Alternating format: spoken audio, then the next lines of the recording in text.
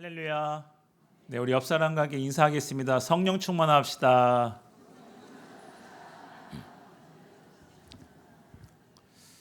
네, 저희가 충만해서 좋을 게 참 많은데요. 가장 좋은 건 성령 충만인 것 같습니다. 오늘 이 시간 각자 개개인에게 하나님께서 주시는 마음과 감동으로 성령이 충만한 예배가 되기를 주님의 이름으로 축복합니다. 네. 우리가 오늘 함께 읽었던 이 본문 레위기, 오늘 계속해서 우리가 레위기 말씀을 이어서 좀 나누기를 원하는데요. 특히 24장에서는 크게 두 가지 부분을 좀 나눠서 볼 수 있습니다. 먼저는 1절부터 9절까지는 성소 안의 이야기가 기록되어져 있습니다. 우리가 이 성소를 히브리어로 코데시라고 발음을 하는데 구별된 곳, 거룩한 곳이라는 의미가 있죠. 이곳은 이제 감람유로 불을 밝히는 등잔대가 있고 안식일마다 갓 구워낸 따뜻한 떡, 진설병이라 말하는 떡 12개가 놓여 있는 모습을 통해서 평화롭고 거룩한 모습을 보게 됩니다. 그리고 이어진 10절로 넘어가면서부터 성소 밖에 이게 그 이스라엘 진영의 모습을 보여주고 있습니다. 한 이스라엘 여인과 애굽 사람 사이에 태어난 아들이 진중에서 다른 이스라엘 사람과 치열하게 멱살을 잡고 싸우는데 그 화를 이기지 못해서 청년이 하나님의 이름을 모독하고 저주하면서 결국은 회중에게 돌로 죽음을 맞이하는 장면이 기록되어져 있습니다. 오늘 이 말씀들을 통해서 하나님께서 우리에게 주시고자 하는 영적 교훈이 무엇일지 이 시간 본문을 통해 함께 은혜를 나누기를 원합니다. 오늘 보면 1절부터 4절까지 언급하고 있는 이 등대라는 것을 보게 되면은 어두운 성소 안을 밝히기 위한 기구였습니다. 2절 말씀을 다시 한번 읽겠습니다. 자막을 보시고 같이 한 목소리 읽어보겠습니다. 시작. 이스라엘 자손에게 명령하여 내게로 가져오게 하여 계속해서 등잔불을 켜둘지며. 본문 2절에 보면 성소의 불을 밝히기 위해서는 무엇이 필요하다라고 말씀하고 있습니까? 가장 좋은 기름을 필요했습니다. 그래서 이스라엘 백성들은 감람을 찧어낸 그 순결한 기름을 등대를 위해 가져와야만 했습니다. 그래서 이 감람을 찧어낸 이 순결한 기름을 이렇게 보면요, 찧어냈다라는 표현을 하고 있는데 찧어냈다라는 히브리의 원어가 바로 카리트입니다. 카리트. 이것은 단순히 잘 씻고 깨끗하게 씻고 껍질을 벗기는 걸 이야기하는 것이 아니라요, 무거운 맷돌에 몇 번이고 수차례 짓눌리고 완전히 으깨어버려서 걸러내는 그 과정을 의미하고 있습니다. 여러분, 이 순수한 기름, 불순물이 하나도 없는 그런 기름이 되기 위해서 이와 같이 무거운 맷돌로 찧어내는 듯한 고통이 있어야 한다라는 것을 말씀을 통해 보게 됩니다. 이러한 과정을 거쳐서 찧어낸 이 기름은 일상에서 우리가 흔히 사용하는 기름이 아니겠죠. 이물질이 전혀 섞이지 않는 순수한 100% 상태의 기름을 의미하고 있는데요. 이처럼 등대에 사용된 기름이 순결해야만 했던 이유가 있었습니다. 그 이유가 불순물이 없는 순결한 기름을 넣지 않으면 등대의 불이 쉽게 꺼지기 때문에 그랬습니다. 그리고 이제 불똥이라는 게 많이 생겨서요, 불이 들어와도 이 빛의 역할을 제대로 감당하지 못했기 때문에 순결한 기름을 필요로 했다라고 우리가 보게 됩니다. 오늘 이 2절의 말씀을 통해서 우리에게 주신 영적 교훈이 하나 있습니다. 여기서 등대를 밝히는 기름은 1차적으로 오게 되면 성령을 상징하고 있습니다. 하지만 그것이 이스라엘 백성들의 수고로 만들어졌다는 점에서 우리 이 시대를 살아가는 그리스도인들, 성도들의 일상적인 삶을 상징한다고도 볼 수가 있습니다. 그리고 또 한 가지 등대가 말하는 의미는 이 등대가 밝히는 빛은 복음의 빛을 상징하고 있습니다. 그렇기 때문에 성소를 환하게 밝힐 등대에 순결한 기름이 요구되었다라는 것은 무엇을 의미하냐면요, 성도들의 삶이 순결해야만 복음의 빛은 밝게 빛날 수 있음을 우리에게 말씀하고 있다라는 것입니다. 사랑하는 성도 여러분, 이스라엘 백성들이 정성을 다해서 등대를 밝힐 이 순결한 기름을 준비한 것처럼 오늘날을 살아가는 저와 여러분 모든 성도들도 우리의 삶 가운데로 죄로 인해 불순물과 세상에 오염된 부분들을 다 제거하고 순결한 삶을 유지해야만 성도들을 통해서 증거되는 복음의 빛이 빛날 수 있다는 것을 기억하시기 바랍니다. 우리가 생각해 보면요, 우리의 삶 속에서 온통 죄와 또 세상의 더러운 것들로 인해서 오염될 때가 많잖아요. 그런 오염되어 있는 상황이라면 과연 우리를 통해서 복음의 빛이 비추어질 수 있을까요? 오늘 저와 여러분의 삶을 통해 참 소망 되시는 예수 그리스도의 그 참빛, 그 복음의 빛이 비춰져야 되는데, 과연 오늘 저와 여러분의 삶을 되돌아보았을 때 그 빛을 밝히 비칠 수가 있는지 한번 돌아보았으면 좋겠습니다. 우리가 스스로는 비출 수가 없습니다. 오히려 우리 안에 더러운 죄악으로 인해서 우리의 삶은 거룩과는 전혀 상관없는 삶을 살게 되고, 그것으로 인해 복음의 빛은 점점 퇴색되어져 버리고 말 것입니다. 우리가 한 가지 기억해야 될 것이 있다면, 세상 사람들은요, 복음 자체에 그 관심이 그렇게 많지는 않을 것입니다. 그들의 관심은요, 우리의 행위예요. 먼저 믿은 자들의 행위, 그리스도인이라고 말하는 성도들의 삶, 그들의 행위를 보고 복음을 평가하기 때문입니다. 그래서 예수님께서 마태복음 5장 16절 말씀을 통해 우리에게 이렇게 말씀하십니다. 함께 읽겠습니다. 시작. 이같이 너희 빛이 사람 앞에 비치게 하여 그들로 너희 착한 행실을 보고 하늘에 계신 너희 아버지께 영광을 돌리게 하라. 아멘. 여러분, 우리가 복음의 빛을 밝게 그리고 보다 더 멀리 비추기 위해서는 어떻게 해야 된다 말씀하고 있습니까? 우리의 삶이 성결한 삶이 되어야 된다라고 말씀하고 있습니다. 우리의 삶이 순결하고 조금은 더 거룩한 삶이 되어야 한다라고 오늘 본문을 통해서 주님은 말씀하고 있습니다.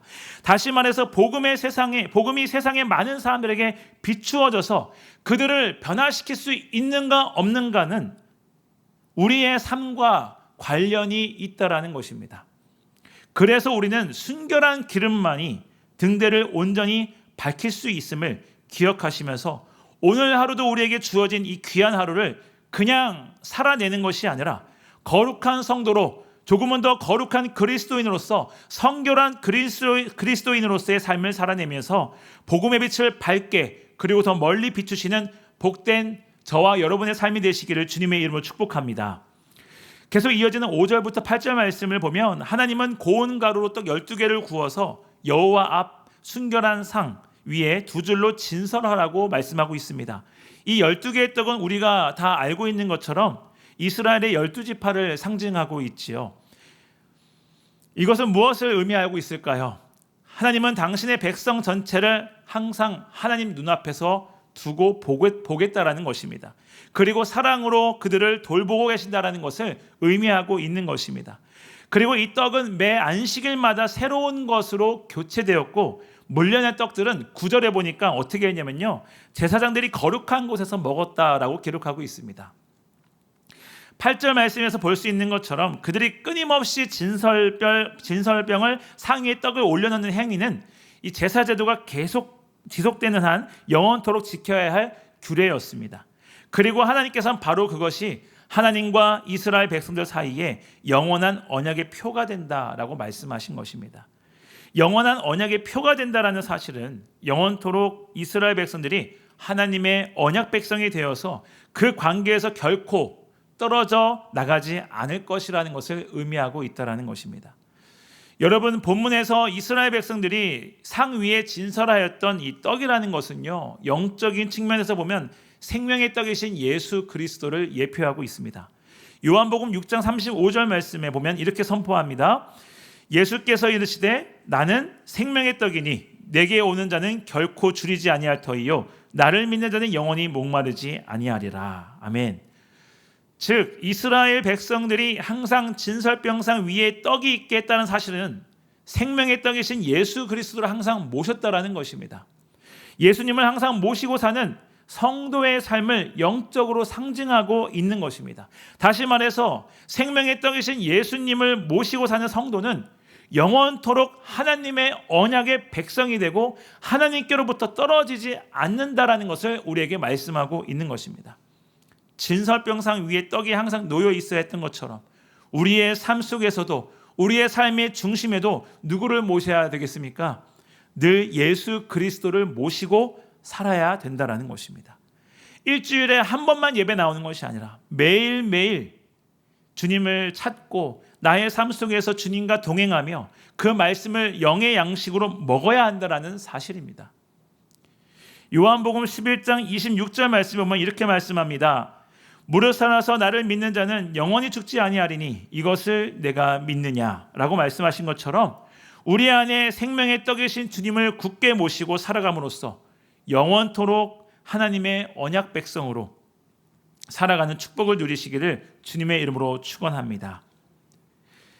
계속되어진 10절부터는 우리에게 또 중요한 부분을 보여주고 있는데요. 그것은 9절까지 말씀을 통해서는 성소 안에서 받았던 그 은혜들을 이제는 진영 밖 우리의 입술의 거룩함으로 증명해내야 된다는 것을 교훈하고 있습니다. 10절부터는 슬로밋의 아들 이야기가 기록되어져 있지요. 이 청년의 아버지는 애굽 사람이었고 어머니는 이스라엘 지파 사람이었습니다. 그런데 그 아들이 진영 안에서 한 이스라엘 사람과 싸우다가 그만 돌에 맞아 죽게 됩니다. 그 이유가 11절에 나와 있는데요. 11절 다시 한번 보겠습니다. 시작. 그 이스라엘 여인의 아들이 여호와의 이름을 모독하여 저주함으로 무리가 끌고 모세에게로 가니라. 그의 어머니의 이름은 슬로밋이요 단지파 디브리의 딸이었더라. 저주한다라는 이 단어가 히브리어로 나카브라는 발음을 사용합니다. 날카로운 것으로 뚫다, 찌르다라는 의미를 갖고 있고요.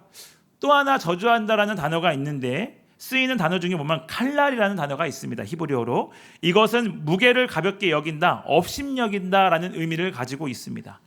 즉 이 청년이요 화가 났습니다. 분노가 치밀어 오르자마자 하나님의 그 영광스러운 이름을 칼날, 가볍게 여겼다라는 것입니다. 나카브, 날카로운 것으로 찔러버리는 끔찍한 죄를 저지르게 되었다라는 것입니다. 여러분, 이 청년이 왜 이런 끔찍한 죄를 저질렀을까요? 그는 아마도 출애굽을 할 때 따라 나섰던 이 공동체의 영향을 강하게 받았을 것입니다. 아버지의 애굽 문화와 어머니의 이스라엘 신앙 사이에서 온전한 정체성을 가지지 못했을 것입니다. 평소에는 그럭저럭 성실하고 공동체 안에서 아무렇지 않게 이리저리 잘 지내는 것 같아 보였지만 감정이 상하는 순간, 감정이 폭발하는 순간, 위기의 상황이 닥치는 그 순간 청년은 여호와의 이름을 회방하고 모독하는 결과를 낳게 되는 사건을 우리는 오늘 본문을 통해서 보게 됩니다. 슬로밋의 아들의 싸움의 결과가 어떻습니까? 하나님으로부터 심판을 받아 죽게 된 것을 우리는 오늘 본문 11절부터 16절 그리고 23절을 통해 확인할 수 있습니다. 여러분, 다툼이라는 것은 때로는 우리가 돌이킬 수 없는 심각한 결과를 낳기도 합니다. 요즘 사회에서도 참 이해 못할 사건들이 많죠. 지나가는 사람과 부딪혔다고 해서 싸우고, 쳐다봤다고 해서 싸우고, 싸울 이유들이 참 많아요. 이전에는 싸울 이유들이 안 됐던 것들이 지금은 참 많습니다.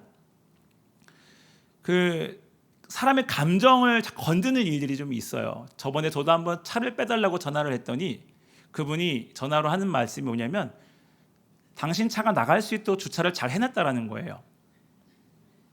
그래서 제가 너무 그때 저도 이 청년처럼 감정이 막 솟구치고 나오라고 하고 싶은 마음이 굴뚝 같았지만 또 하나님께서 저를 너무 사랑하신다는 걸 느끼게 된 게 그때 마침 제 옆에 있던 차주인이 나오셔서 차를 빼주셨어요. 그래서 끊고 그냥 그 옆으로 해서 나왔는데 요즘 이 싸워야 될 일들이 아닌데도 불구하고 그렇게 사소한 감정으로 인해서 싸우기만 하면 괜찮은데 살인까지 저지르는 일들이 우리가 사실 어렵지 않게 뉴스를 통해서 또 매스컴을 통해서 많이 보게 됩니다. 한 번 시작된 다툼은 극심한 분노를 일으키게 한다는 겁니다. 그리고 이성을 잃게 하고 분별력을 상실하게 해서 이 본문에 나오는 슬로밋의 아들처럼 심하게는 신성모독죄를 범하는 데까지 이르게 되고 결과로 봤을 때는 파멸하게 되는 것까지 보게 된다는 거죠. 사랑하는 성도 여러분, 오늘 이 말씀을 통해서 우리의 모습을 잠시 돌아보기를 원합니다. 우리는 성소 안에서 하나님을 찬양하는 사람들입니다. 성소 안에서 하나님께 예배를 드리는 참된 예배자요 성도입니다. 그렇다면 우리의 가정에서, 직장에서, 공동체에서 사람들과 부딪히는 갈등의 상황들이 참 많을 것임에도 불구하고 그런 상황에 우리의 입술은 어떠한지 한번 생각해 보셨으면 좋겠습니다. 예배를 드릴 때 한없이 인자한 모습으로 웃으며 밝히 웃으며 거룩한 모습으로 아멘 할렐루야라고 찬양하던 나의 입술이 예배를 마치면서 나가면서부터 우리의 입술은 부정적인 것을 말하고 있지는 않으십니까? 문을 열면서부터 오늘 날씨 너무 덥다 하면서 입술에서 금방 아멘이라고 했으면서 날씨가 왜 이래? 하나님도 참 입장에 보면 서운하실 것 같아요. 덥다고 해서 비 내리면 비가 많이 온다 뭐라고 하죠. 또 비가 많이 오면 그치면 덥다고 뭐라고 하죠. 춥다고 하면 따뜻하게 하면 또 덥다고 하죠. 뭐 우리 사람의 그 본연의 모습은 고칠 수가 없는 것 같습니다. 네. 예배를 마치고 나가면서 또 식당에 내려가서 식사를 할 때 내가 원하는 대로 되지 않는다고 해서 또 주차를 가면서도 내가 원하는 대로 되지 않는다고 해서 세상 사람들과 똑같이 거친 언어를 사용하고 있는 우리의 모습이 없는지 돌아보기를 원합니다. 내 입술에서 하나님을 경외하고 하나님의 이름을 영광 올려드리는 일만 하기도 바쁜데 내 입술에서 매일같이 불평불만만 하고 있지는 않습니까? 감사가 나와야 되는데 감사가 없지는 않으십니까? SC의 공부를 통하여서도 많이 들어보셨겠지만 여러분 우리의 말이라는 것은 참 중요합니다. 말을 통해서 우리는 하나님을 영화롭게도 할 수 있지만 본문에 나오는 이 슬로밋의 아들처럼 하나님을 모독할 수도 있다라는 것입니다. 16절에 보면 이렇게 말씀하는데요. 같이 한번 읽어보겠습니다. 시작. 여호와의 이름을 모독하면 그를 반드시 죽일지니 온 회중이 돌로 그를 칠 것이니라. 거류민이든지 본토인이든지 여호와의 이름을 모독하면 그를 죽일지니라. 아주 무서운 말씀이 기록되어져 있죠. 외국인이든지 본토인이든지 할 거 없이 여호와의 이름을 회방하면 그를 죽인다는 겁니다. 이 말씀은 하나님께서 신성 모독하는 자는 이스라엘뿐만이 아니라 이스라엘 진영에 거하는 외국인들조차도 죽임을 당할 수밖에 없다라는 것을 말씀하고 있습니다. 여러분, 우리는 하나님을 찬양하며 하나님께 영광을 올려드릴 수 있는 말만 하시는 저와 여러분 되기를 축복합니다. 절대 어떠한 일이 있더라도 나에게 어떠한 해가 있더라도 하나님의 이름을 회방하는 말은 절대 하지 않아야 할 것입니다. 잠언 4장 23절에서 이렇게 말씀합니다. 함께 보겠습니다. 시작. 모든 지킬 만한 것 중에 더욱 내 마음을 지키라. 생명의 근원이 이에서 남이니라. 아멘. 우리는 다툼을 일으키는 일이 없도록 해야 합니다. 다툼이라는 것이 아무리 선한 의도에서 이루어졌다 하더라도 결국은 하나님의 의를 이루지 못한다는 것을 기억하시기 바랍니다. 여러분, 나의 삶 속에서 진짜 거룩한 모습은 어떻게 나타나시는지 혹시 알고 계십니까? 진짜 거룩함은요, 내가 화가 났을 때 내 입술에서 내 생각에서 어떤 말과 생각을 하는지 거기서부터 드러난다라는 겁니다. 거기서부터 드러난다라는 거예요. 어느 교회에 남편과 하루가 멀다고 부부싸움을 하는 여자 집사님이 계셨다고 합니다. 남편이 잔소리하면 집사님도 지지 않고 막 쏘아붙이는 거예요. 집안이 그러니까 하루도 조용할 날이 없었는데 견디다 못한 집사님이 목사님을 찾아가서 이렇게 하소연을 합니다. 맨날 싸운다고 남편하고. 그러니까 목사님은 고개를 끄덕이시면서 서랍에서 물이 든 작은 유리병을 하나 꺼내주시면서 이렇게 말씀하는 거예요. 집사님, 이거는 아주 신비한 기적의 생수입니다. 앞으로 남편이 화를 내고 잔소리를 시작하면 재빨리 이 생수를 꺼내서 입에 한 모금 무십시오. 단 남편의 잔소리가 끝날 때까지 절대 이 물을 삼키시면 안 됩니다. 집사님은 반신반의한 마음으로 그 병을 가져갔고 그날 저녁도 남편과 똑같이 싸움을 하기 시작했습니다. 집사님은 그때 생각이 나서 얼른 그 생수를 입에 머금었습니다. 남편이 쏘아붙일 때 같이 맞받아치고 싶었지만 성수를 삼키지 말라는 목사님의 말씀이 생각나서 입에 꾹 다물고 있었다고 합니다. 그래서 내가 아무 말 없이 가만히 듣고만 있자. 남편도 머쓱해졌는지 금방 화를 내고 방으로 들어가 버렸다는 거예요. 며칠 뒤 집사님이 기뻐하면서 목사님께 찾아왔습니다. 목사님, 이 물 대박이에요. 진짜 기적의 생수라고. 그 성수를 머금고 있으니까 남편과 싸움이 싹 사라졌다는 것입니다. 도대체 이 물에 무슨 짓을 하신 거예요? 그러자 목사님이 그거 그냥 수돗물이에요 라고 이야기한 거죠. 기적을 일으킨 건 물이 아니라 집사님이 화가 났을 때 다물었던 침묵이었다라는 것을 보게 됩니다. 여러분, 내 안에 성령으로 가득 차 있다면 화가 치밀어 오를 때 우리의 다툼의 그 순간에도 멈출 수 있는 거예요. 수돗물이 아니라 우리가 한 번만 참으면 다툼은 이루어지지 않는다는 거죠. 그들을 품을 수 있는 은혜가 저절로 나온다는 것입니다.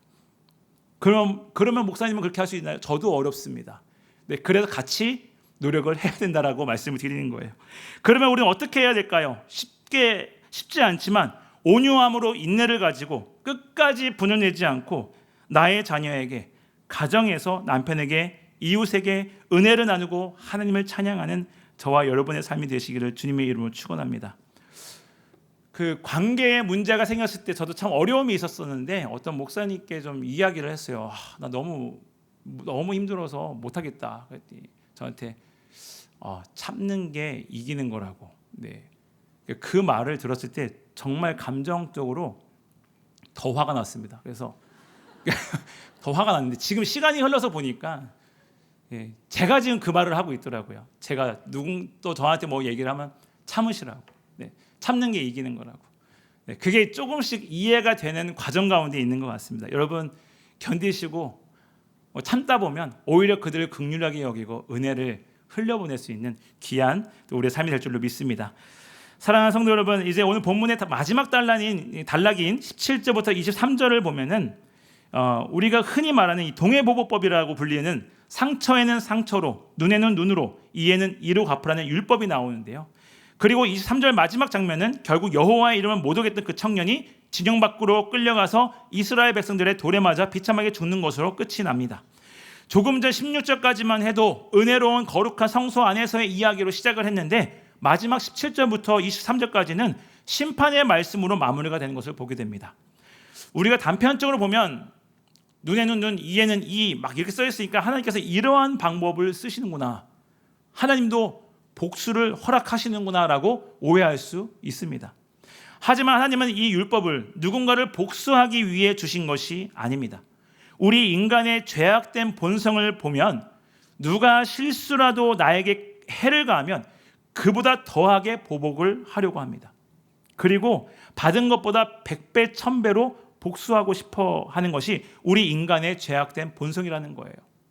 제가 이 24장 말씀을 준비하면서 좀 찔림이 있었어요. 아까 말씀드렸던 그 주차 아저씨에게 옆에 분이 차를 빼서 참 잘 나갔지만 이 화가 삭히지가 않는 거예요. 그 말이 지금도 귀에 맴돕니다. 당신 차가 잘 빠져나갈 수도 난 됐다는 거죠. 그래서 제가 운전하면서 어떤 생각을 했냐면 저도 모르게 내가 이따 집에 가서 차릴 때 그분 차에다가 아주 바싹 붙여야겠다, 타지도 못하게, 그 생각을 갖게 됐어요. 그래서 이 말씀을 보는데 이게 남의 얘기가 아니라 저부터 이 죄악의 본성이 있다라는 것을 보게 됩니다. 그런데 그분 차는 너무 신기하게도 또 이렇게 리모컨으로 뺄 수 있는 차라 붙여봤자 아무 소용이 없다라는 걸 얼마 전에 발견했어요. 그분이 차를 빼시는데 리모컨으로 빼시더라고요. 그래서 이 세상이 좋아져도 네, 세상이 좋아진 건 좋지만 또 그렇게 보니까 이게 감정적으로 좀 괜찮아졌다가 또 올라오려고 하더라고요. 그래서 아예 그 차를 안 봤습니다. 안 보고 그냥 이 말씀을 준비하면서 이제 그것을 잊기로 했습니다. 그다음부터 그분 차에 옆에 아예 안 돼요. 제가 피하고 있습니다. 그게 지혜로운 것 같아서. 그게 인간의 본성이 그렇다는 거예요. 내가 당한 것만큼 갚아주고 싶은 거죠. 저도 전화 오면 당신 차가 나갈 수 있도록 됐다고 알고 싶었는데 그 기회를 리모컨으로 해결을 하시는 그 지혜를 보면서 참 마음이 좀 그랬지만 우리의 본성이 그렇다는 것을 좀 깨닫게 됩니다. 그래서 하나님께서 인간의 그 무서운 혈기를 막아주기 위해서 하나님의 크신 긍휼로 보복 행위를 예방하기 위한 법으로, 그리고 보복의 한계선을 우리에게 그어 주신 것이 바로 이 율법이라는 것이죠. 사랑하는 성도 여러분, 하나님의 진짜 목적은 누군가를 복수하거나 벌 주는 데 있지 않습니다. 오히려 보다 적극적인 자세로 남을 용서하고 이해하면서 사랑하라는 데에 있다는 사실을 기억하시기 바랍니다. 그것만이 참된 평화를 이룰 수 있는 방법이기 때문에 주님은 그 방법을 선택하신 것입니다. 사랑하는 성도 여러분, 십자가의 그 크신 은혜로 생명을 얻은 우리는 이제 어떻게 살아야 되겠습니까? 삶 속에서 억울한 일이 생길 수 있습니다. 나에게 분노가 치밀어 오르고 누군가를 원망하고 싶은 일이 분명히 찾아올 때가 있습니다. 그때마다 우리는 어떻게 반응해야 될까요? 금술이 아주 좋기로 소문난 노부부가 결혼 50주년을 맞이했습니다. 잔치에서 할아버지가 할머니에게 부드럽게 말을 했어요. 여보, 당신은 50년 동안 나랑 살면서 내가 속을 많이 썩였을 때마다 어떻게 그렇게 화 한 번 내지 않고 참을 수가 있었소? 비결이 대체 뭐요? 라고 물어봤더니 할머니께서 인자한 미소를 지으며 대답했습니다. 영감, 나는 당신한테 너무너무 화가 나고 미울 때면 아무 말 없이 화장실로 가서 변기를 청소했어요. 할아버지가 약간 이상해서 왜 변기를 청소하고 화를 찾는데 무슨 도움이 되냐고 했더니 할머니께서 웃으면서 그때마다 영감 칫솔로 변기를 닦았다는 거예요. 여러분, 우리 마음 속에도요 이러한 모습이 있지는 않습니까? 겉으로는 거룩한 척, 겉으로는 쿨한 척, 겉으로는 용서하는 척 다 하지만 속으로는 눈에는 눈, 이에는 이라고 하면서 나를 힘들게 한 사람에게 소심한 복수를 하고 싶은 마음이 우리 모두에게 숨어 있지는 않습니까?